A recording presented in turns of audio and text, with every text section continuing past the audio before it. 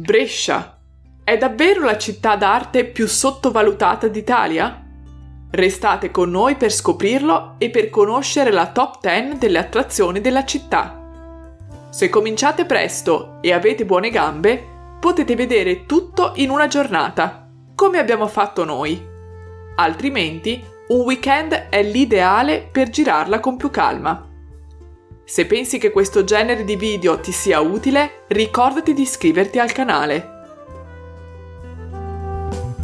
10. Il complesso di Santa Giulia. Comprende numerose attrazioni, tra cui il museo storico, la casa di Dioniso, la basilica di San Salvatore, il mausoleo di Martinengo e il coro delle monache. Il biglietto include tutto, quindi mettete in conto almeno 2 ore per una visita completa, se avete un buon passo. 9. Santa Giulia, coro delle monache e mausoleo Martinengo. Il coro delle monache di Brescia fu originariamente edificato per consentire alle monache di clausura di partecipare alle funzioni religiose nella chiesa di San Salvatore, garantendo al contempo il loro isolamento. Gli affreschi visibili oggi nel coro delle monache rappresentano un ciclo pittorico straordinario, realizzato da 2 artisti di grande rilievo, Floriano Ferramola e Paolo da Cailina, tra il 1520 e il 1527. Questi dipinti offrono uno sguardo unico sulla sensibilità artistica del Rinascimento italiano e sulle rappresentazioni religiose dell'epoca. Il sarcofago all'interno del coro fu commissionato nel 1503 da Francesco Martinengo di Padernello, a Bernardino delle Croci, orafo bresciano.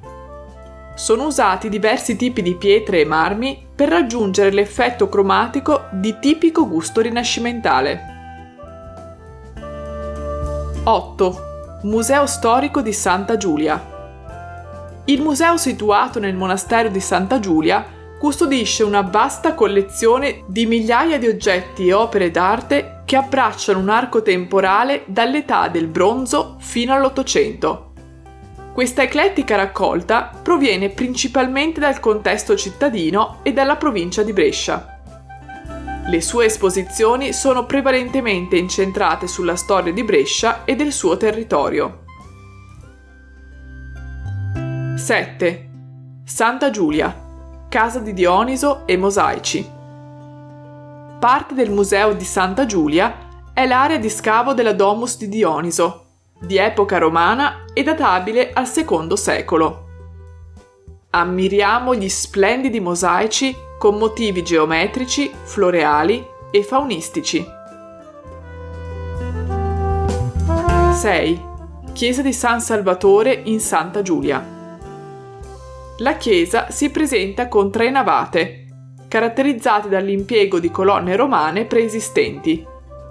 Questa configurazione rappresenta una ricostruzione risalente al IX secolo, che ha sostituito la struttura originariamente voluta da re Desiderio, la quale consisteva in una sola navata e 3 absidi. Inoltre sono chiaramente visibili le fondazioni di una chiesa e di un complesso monastico ancora più antichi, noti come il monastero dei Santi Michele e Pietro.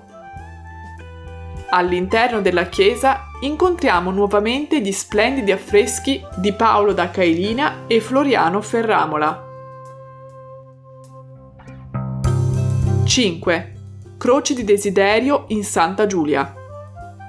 Notevole è la Croce di Desiderio, una croce da processione probabilmente donata da Desiderio, re longobardo dell'VIII secolo. Sulle lamine sono incastonati più di 200 elementi decorativi, tra cui gemme e cammei risalenti anche all'antichità classica. 4. Piazza Paolo VI e Cattedrale di Santa Maria Assunta. Una volta usciti dal complesso di Santa Giulia, raccomandiamo di dirigervi in centro verso Piazza Paolo VI, che è uno dei luoghi più iconici e affascinanti di Brescia. Il fulcro della piazza è dominato dalla maestosa Cattedrale di Brescia, un capolavoro dell'architettura tardo-barocca.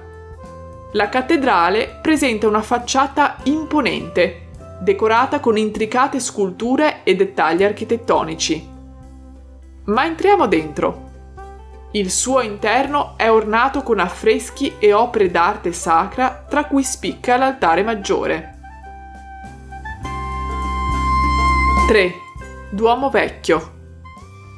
Uscendo sulla piazza, alla nostra sinistra, accanto alla cattedrale, vediamo subito il Duomo Vecchio, noto anche come la Rotonda, per la sua forma. Costruito nel XII secolo, di epoca romanica, è una delle chiese più antiche di Brescia. La sua forma circolare è piuttosto insolita per una chiesa, e questa caratteristica distintiva contribuisce alla sua notorietà. All'interno del Duomo Vecchio, gli affreschi e le decorazioni medievali catturano l'attenzione di noi visitatori. 2. Castello. Il Castello di Brescia è un'imponente fortezza che domina la città di Brescia ed è uno dei siti storici più rilevanti della regione. Le origini del castello risalgono all'epoca romana, quando fu costruito per scopi difensivi sulla collina di Cidneo. Nel corso dei secoli, la rocca ha subito diverse ristrutturazioni e ampliamenti, inclusi interventi da parte dei Visconti, dei Veneziani e dei Bresciani stessi. Questa storia ricca di conquiste e dominazioni ha contribuito a conferire al Castello di Brescia una miscela di stili architettonici che spaziano dal romanico al rinascimentale. Il maniero è noto per la sua struttura massiccia, con possenti mura, torri e bastioni. Al suo interno è possibile esplorare un complesso labirinto di sale, cortili e corridoi, molti dei quali offrono viste panoramiche spettacolari sulla città e sulle circostanti Alpi. All'interno del castello troviamo il Museo sul Risorgimento, denominato la Leonessa d'Italia, e il Museo delle Armi. 1.